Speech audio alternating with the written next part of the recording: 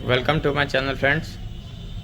मैं आपको दिखला रहा हूँ कोमाकी के एक्शन मीटर के बारे में, जो कि इसकी जो बेसिक जानकारी है नए यूजर्स रहते हैं उनको पता नहीं चलता है कि किस तरह से मीटर इसका वर्क करेगा और मीटर में क्या क्या फंक्शन दिया रहता है। वो डीलर भी कुछ कोई अच्छी तरीके से नहीं समझा पाते, जिससे कस्टमर को गाड़ी लेने के बाद परेशानी होती है।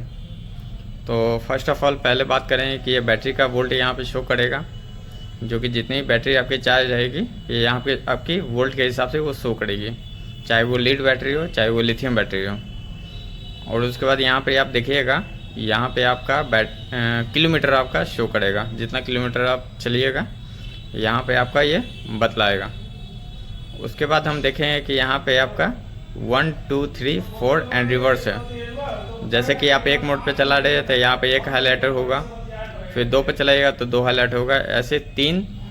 और इसके बाद ये जो 4 देख रहे हैं, 4 आपका ऐसे ही फॉल्स दिया हुआ है। चौथा नंबर का आपका जो मोड है वो कोई भी मॉडल में कोमाकी का वो नहीं पकड़ता है।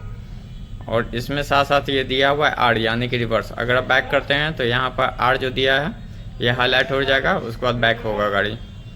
कोमाकी की जो एक्शन मॉडल है जो कि नॉन आरटीओ मॉडल आ रही है अभी, उसमें आपका स्पीड लिमिट 25 रहेगा, जो कि यहाँ आपका 0 15 और 30 तक भी नहीं जाएगा। ये 25 यानी कि इसके आधे में आपका सिमट जाएगा, 25 का ही शो करेगा, लेकिन वो चलेगा आपका 42 के स्पीड में। चूँकि नॉन आरटीओ गाड़ी है और गवर्नमेंट के गाइडलाइन के अनुसार जिस भी इलेक्ट्रिक व्हीकल पे आपका स्पीड लिमिट 25 हो उसमें आपका ना डीएल का ज़रूरत है ना ही नंबर प्लेट का। हेलमेट पहनिए और आपका कहीं भी राइड करने के लिए आप जा सकते हैं। कहीं भी आपसे इंश्योरेंस भी नहीं मांगा जाएगा कि इंश्योरेंस है कि नहीं है, डीएल है कि नहीं है, नंबर प्लेट क्यों नहीं है।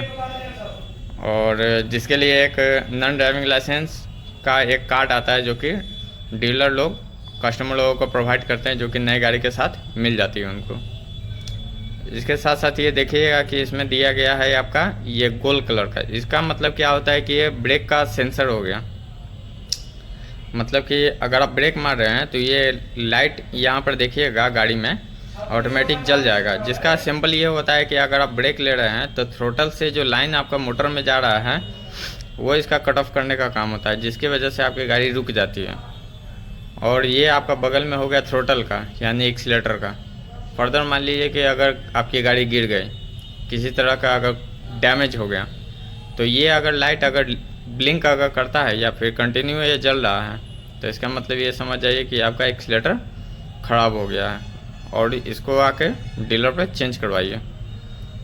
इसके नीचे आप देखिएगा कि ECU है। ECU का मतलब क्या होता है कि कंट्रोलर में मान लीजिए कि अगर किसी भी तरह का शॉर्ट सर्किट हुआ हो या फिर उसका मॉसफेट वगैरह या फिर फर्दर कोई भी अगर प्रॉब्लम आ रही है, ECU का सिंबल अगर चल गया तो समझ जाइए कि आपका कंट्रोलर ख़राब हो चुका है।